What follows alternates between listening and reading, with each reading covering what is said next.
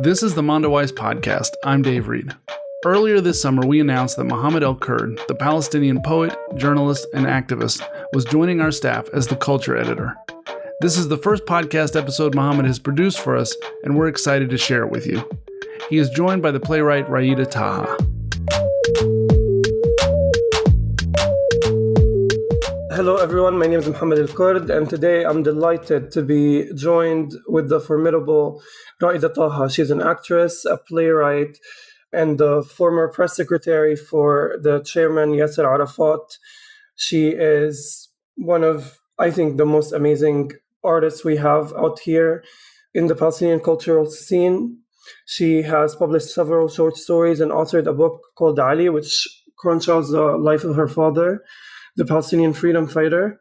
And following the success of her play, Where Can I Find Someone Like You, Ali, which she toured the entire world with, she has gone on to release other plays. And most recently, she is preparing to debut a play about the life of the late Ghassan Kanafani. So without further ado, welcome so much, Raeda, to the podcast. It's a pleasure to be here with you. Oh, Mohammed, my dearest, it's more than a pleasure to me. It's an honor to be interviewed by you, Habib. Thank you. I can think of 1,000 adjectives to describe your epic one-woman show, Where Can I Find Someone Like You, Ali? ألاقي زيك فين يا Ali. But the one adjective that prevails is honest. The play is ridiculously and boldly honest. You know, it takes an unflinching look at martyrdom in our society in such a way that makes you laugh and cry at the same time. And I had seen it for the first time this past May in Ramallah. And the audience was composed of people of all ages, of all backgrounds, and they all had the same reaction to the play. I want to ask you, what's the importance of honesty in your work? I'm going to give you a small background, about my pain and agony, throughout this life. And having such an intense life experience of losing a father to the Palestinian cause. My father, Ali Taha, hijacked the Sabina plane to Lud Airport in 1972 and was killed. Witnessing the dreadful Lebanese civil war in 1975. And living under the auspices of the PLO and becoming the adopted daughter of Yasser Arafat after my father's murder. And eventually I became his press secretary. All this have embedded wounds in my heart and soul. It was not a rosy trip. At that era, Muhammad, the main focus was glorifying the martyr, okay? The iconic image that was and still is given to him left a huge burden on his family and unescapable expectations of his offsprings. For example, pride replaced grief, okay? In the process of maturity, my traumas were affecting my behavioral health and psychological state of mind. As George Orwell says, no heroes in the face of pain. Okay, it was a painful trip. I was aware of the absence of idealism in any revolution or in anything per se. Yet the deprivation of expressing the feeling of loss and anger and pain proved that a father or any close member of the family is irreplaceable. National slogans were unable to bring my father back, or any heroic label or religious piety. Nothing could heal the wounds. Glorifying the martyr and ignoring his family, to me, was a poison, not a cure.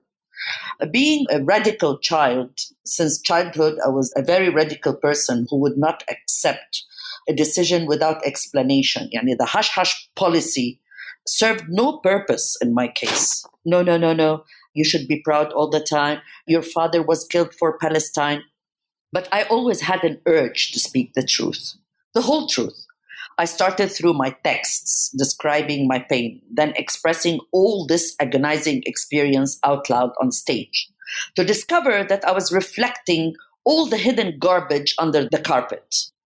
I really have decided to break all constraints that draw a certain image of a daughter of a martyr, an image in everybody's mind but mine. I don't know what kind of image they held for us. But the truth liberated me. and all my generation. No one has monopoly over Palestine, Muhammad.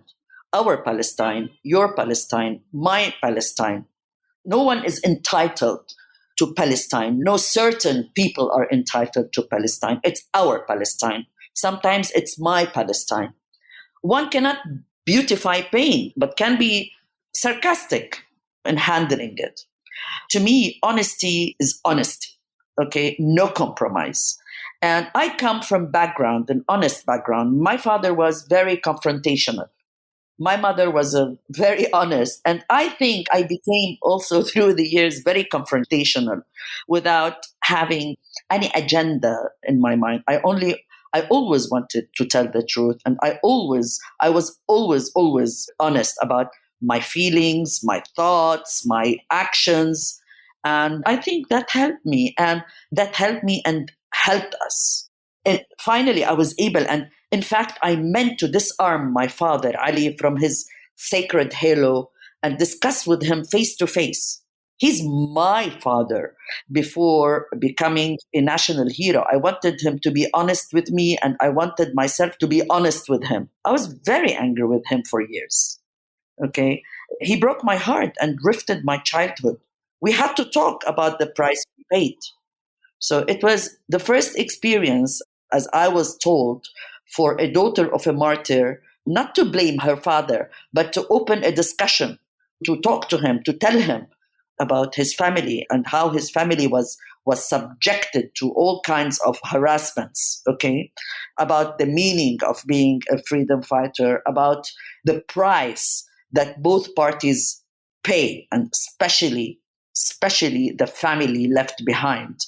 So we had to talk about how we have been victimized by the most acknowledged victims of the century. I'm not a victim, though, please. I'm the product of my just bloody cause. Okay?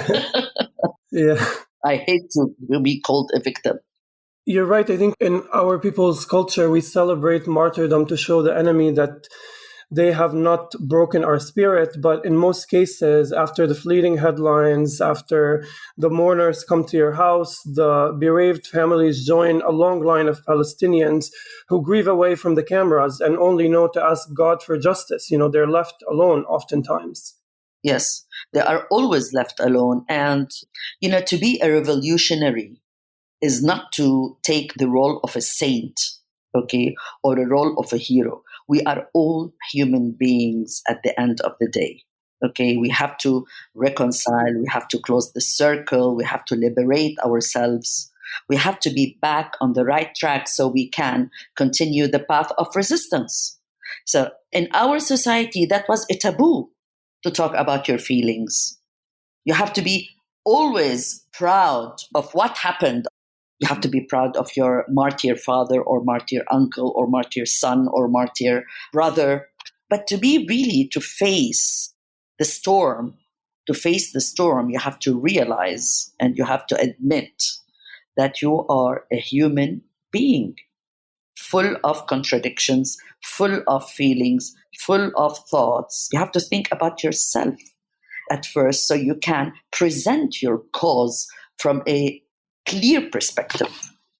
On the topic of sainthood, it's kind of the opposite here in the English-speaking world, where in Palestine there's an emphasis on pride, and in the English-speaking world there's almost an emphasis on shame. We talk behind our fingers. We want to promote this idea of the infantilized, victimized, turn the other cheek Palestinian.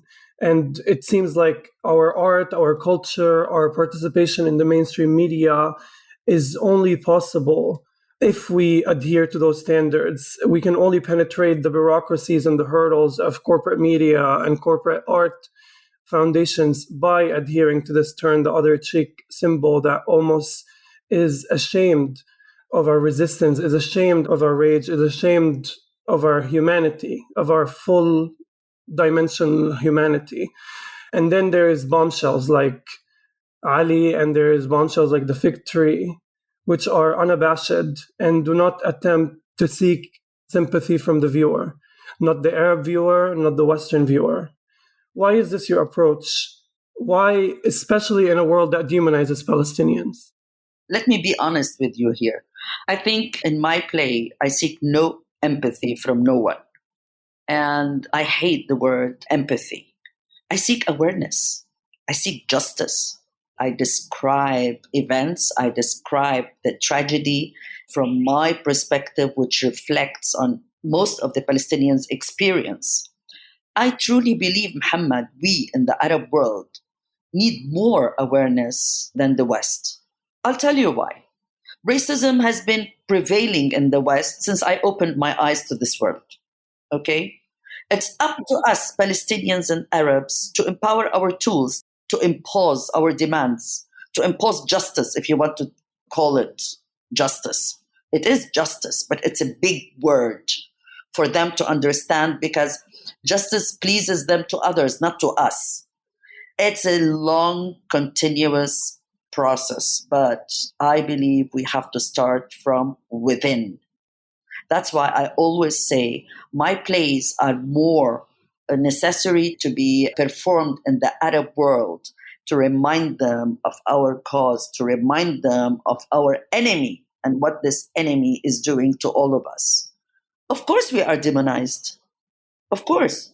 Anyway, we are demonized. We are demonized in peace through the Oslo Agreement that failed. We are demonized in war through the armed struggle. It has terrorized the armed struggle. This non-stop Zionist media machine and unrelenting financial support to Zionism will always work against us, but will definitely collapse one day. As we all know that the only constant in life is change. So seeking empathy is to no avail. You have to prepare the right tools. You have to know your target and you have to work according to the surrounding you live in. My tool, my father's tool was different than my tool, and my tool in my generation is different than your tool. So let's forget about all these labels, empathy, solidarity, and what have you, and concentrate on our agenda. Clarify our target and what we want to do about it. There's a lot to be said here about the word tools and the idea that we need to strategize. I think in the Western world, especially here in the United States, there's an emphasis on symbolism and there's an emphasis on culture. But our cousins are busy monitoring our media, are busy slandering the names of university students who are pro-Palestine, are busy writing letters, are busy leading campaigns. And I think we need a lot more of that offensive approach to the struggle in which we are attacking their infrastructures, we are attacking their institutions the same way they do ours, instead of always being on the reactionary side and instead of always talking about our victimization. We are by default victims of an occupation of a long standing colonialism, but there's a lot more that we can do than mere representation. This brings me to a question that I've been contemplating for some time, and I would love your opinion. While I believe in the role of art and culture in shaping and shifting the global tide and shifting policy and opinion, and while I believe that art has a place in any liberation movement, it's hard to believe that a poem alone can liberate the land. I always make this joke that I'm not going to go in front of Qalandia and read a poem in front of Qalandia, watch the checkpoint fall apart. So what do you see the role of art and culture in our liberation movement today? And really, what are the guidelines and standards that you think are needed and necessary for art to exist in a liberation movement? Because I'm a little bit older than you are, just a tiny bit older than 4 you years, 4 years. I have witnessed since the 70s until now so many changes, on the international platform and scene. You were not born in the 1970s. The 1970s was a very interesting era where the Palestinians used hijacking planes instead of the social media. And that has ended because it did not serve the purpose after a few years. And then they continued the armed struggle for many, many, many years. What I'm trying to tell you that life and politics and history go through phases, and it's a matter of accumulation. It's not one standstill decision that we can build on and expect a victory or expect a result immediately. To be honest with you, I am very optimistic because we are building from what we had since 1948 or even before, okay? Learning from our victories, learning from our failures. And we have to understand that the road of resistance for us Palestinians, and the absence of having a homeland, and the absence of having a state, and the absence of having the support of the Western world, America, and the Arab regimes, we are all alone trying to make a dream come true. I tell you, the dream will come true, but it will take a lot of time. And resistance has so many forms and shapes. Do not underestimate your poetry, because Mahmoud Darwish's poetry inspired a whole generation, and it is repeated. And this proves the assertive existence and the presence of the Palestinian people. Anything that has been done and is being done now for the cause will not go in vain. It is an accumulation of so many small victories that will lead us somewhere one day. To be honest with you, I don't agree with you that a poem will not liberate, or a song will not liberate, or a play will not liberate, but all of these, plus so many other things, will move a stone, okay, will move something along the years. That's what I have learned through my experience, that accumulation is the way, the path to achieving anything. So no stone left unturned. We have to fight on all fronts. Of course. One of those fronts is diplomacy. And this brings me to my next question. You were the press secretary for PLO chairman Yasser Arafat between 87 and 94. Our quote-unquote leadership has made mistakes then, and it continues to make grave mistakes today. Yeah. But I'm sure you think there are some significant differences between then and now. Can you talk to me about that?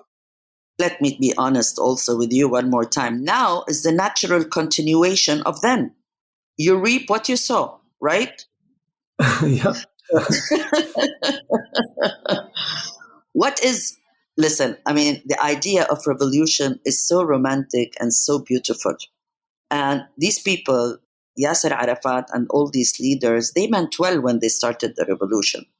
They meant really well. They had one target, to liberate Palestine. But on the way, you commit a lot of mistakes. You make the wrong decisions. You lose a lot of people. Sometimes people lose themselves in the revolution for corruption, for, what have you. Maybe this is a lesson to us to open a new page. My work with Yasser Arafat was very, very interesting. But I'll tell you why the situation was different, because the global, the international political situation was very different from now. In the 70s and the 60s, we had liberation movements. We had Cuba, we had Nicaragua, we had the Soviet Union as a superpower at that time. Now, your generation suffer more than us because you are under the auspices of one party, okay? The extreme right party that is trying to control the world. In our generation, we had more powerful and aspiring slogans. I think Oslo had to do a lot with our failure in this situation, where it led us to. But it doesn't mean that it's a futile situation. We have to build on what is left of resistance and struggle, and we have to have faith in the new generation, in your generation, to continue. Muhammad, you are an avid reader, and you know that in history, empires collapsed in the cycle of history. So I'm not trying here to lecture the listeners or to say big slogans and big words, but I have faith that things will change by accumulation. And I think every generation that comes is empowered by different tools and have new ideas that will help in moving on and achieving. One of them is you. I think that's quite a compliment. Thank you. I want to ask you about returning. You were forced to leave Jerusalem with your family at the beginning of the 1967 occupation, and you returned in 1994. Shajarat Tittin, the fig tree, your play, deals a great lot with this experience, the reality. It's quite an emotional, sentimental, but also hilarious play that talks about coming back to Jerusalem and not being recognized by some of the people who all knew your father very, very intimately. So tell me a little bit about what did return look like to you? I have to tell you that crying and laughing is the essence of life. When you tell me that you laugh and cry in my plays, okay, and this is, something that happens in our lives all the time, right? Sometimes we cry out of joy and we cry out of pain, and we laugh sometimes out of pain, and etc. I have, to be honest with you, inherited all my memories from my father and mother. I left Jerusalem. We were expelled from Jerusalem when I was like 3 years old, went to Amman for a few months and to Beirut. I have lived in my mother's stories, read Ghassan Kanafani at a very early age, was a member of the Palestinian folklore dancing group. All my life revolved around Palestine and especially Jerusalem.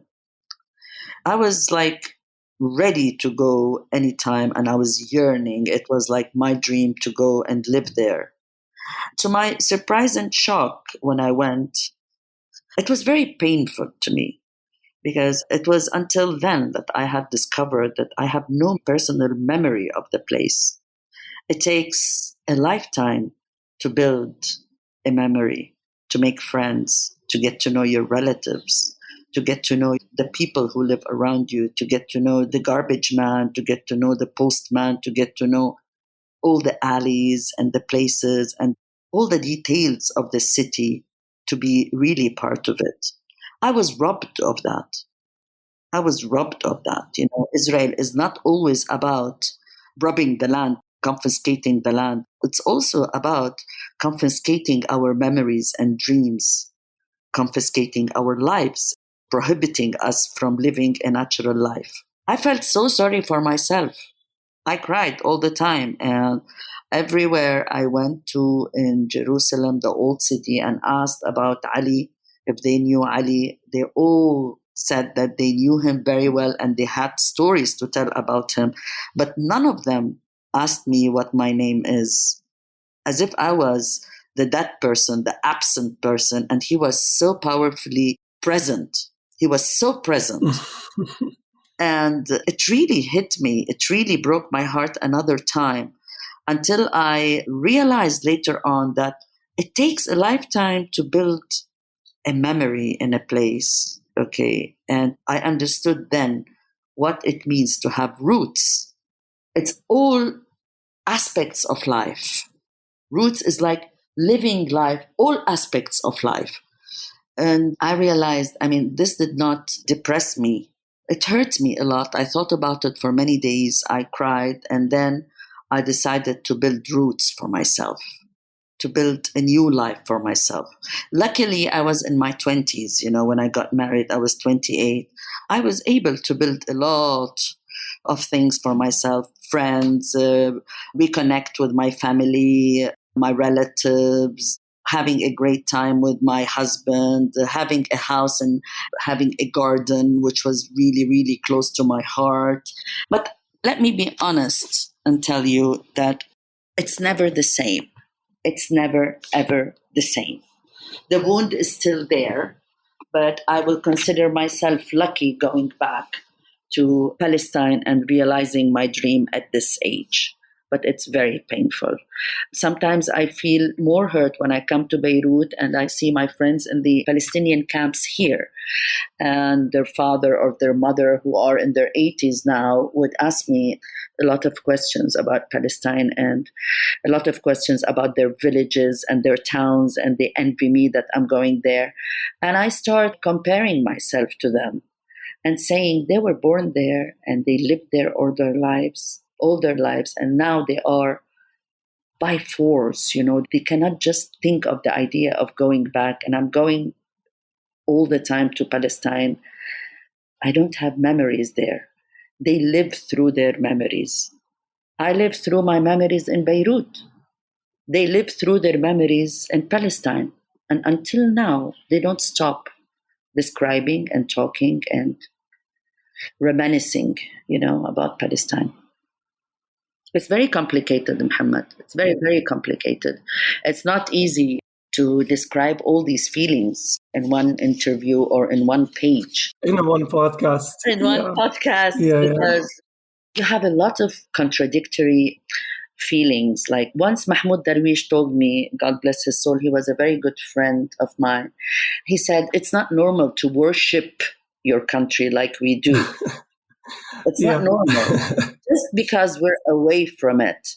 And I told him, you know what, I feel sometimes after I went and lived in Ramallah and Palestine, I said, you know what, I want Palestine to be liberated so I can cuss it and say all the wrong things in it. But now I cannot, because Palestine is so wounded and is so weak. I have to help her. I have to be with her. I have to take her hand. I have to liberate her. But it's not easy to have all these contradictory feelings of empathy and love to a country without being able at the same time to see all the contradictions in it and the wrong deeds in it. It's very complicated. But at the end of the day, it's my Palestine. It's my country. I'm free to say and do with it the way I want. And if we don't address our internal issues, if we don't ensure that every part of our society is liberated, it's really hard to imagine a liberated country. Of course. We have to address every issue. We have to address everything. We have to, Muhammad, we all have roles, all of us. And we, in our roles, we pave the way for others. It's like we pass the torch to one generation after the other. And we have to realize our mistakes. We have to realize our wrong experiences, our experiences, whether they're right or wrong. We have to always think that we are really, really different from all the Arabs in the region. We still are the only unliberated country in the world. After 75 years, although 75 years is not a long time in history, but along these 75 years, we have lost so many people, so many things, so much in such a short time. You're currently preparing to debut your latest play, which is about the great Palestinian novelist and revolutionary Ghassan Kanafani. I understand this is a play that eulogizes the late Kanafani. I had the pleasure of listening to an early script when we were in Jerusalem together. But I want to ask you, what is the play about? What is it about beyond the eulogy? Yeah, of course.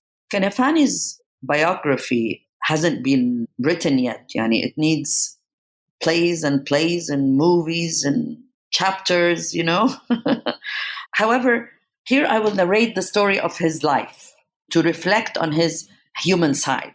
The story of his expulsion, of his childhood, of his assassination, the story of his struggle, and also a story that sheds light to his relationships with his wife, with his friends, with his children. I want to present Ghassan Kanafani from my perspective because there are so many perspectives to talk about Ghassan. I want to present him as a creative, resistant writer. And, Ghassan left a very rich legacy in resistance literature. And this legacy affected so many generations, my generation, the generation before, and perhaps your generation, right? Absolutely, of course. Which represents the continuity of his ideology. It's very important to show the impact that contributed to the formation of resistance consciousness for that era, for that stage. I think it's very important to us. It's not a matter of living in the past. No, it's a matter of refreshing these people and bring them back to life and acknowledge them and appreciate their way of resistance. And it's very important to know these icons from, I don't like to iconize people. And that's what I do with Ghassan also in my play. I treat him like a human being and he treats me like a human being. Okay? We have like a mutual relationship of we talk to each other. Okay?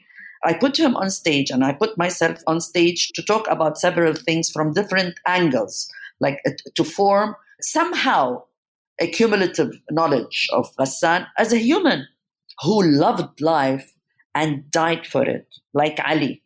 You know, Ali knew Ghassan. They knew each other. They both loved life and they both died for it. And they were super funny, both of them. Both of them were so sarcastic and super funny and super attractive and charming. And women adored them, okay? So this is what the narrative aspires to do, to get to know Ghassan as a person, to salute his character, to keep his memory alive, and to recognize his humanist, wonderful side above all things.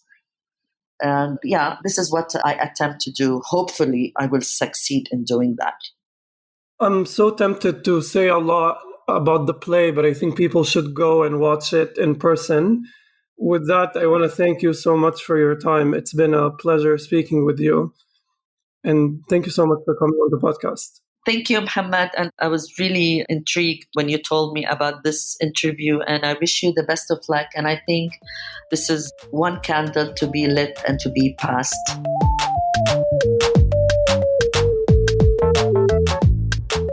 That's our show. Mondoweiss is a nonprofit publication with no paywalls. If you would like to support our work, please go to mondoweiss.net/donate. Please leave a rating and review to help other listeners find the show. Subscribe to one of our free email newsletters so you can stay up to date on events in Palestine and related politics here in the US and around the world. Finally, if you have any more feedback, send me an email at dave@mondoweiss.net. Thanks for listening. We'll be back soon with a new episode.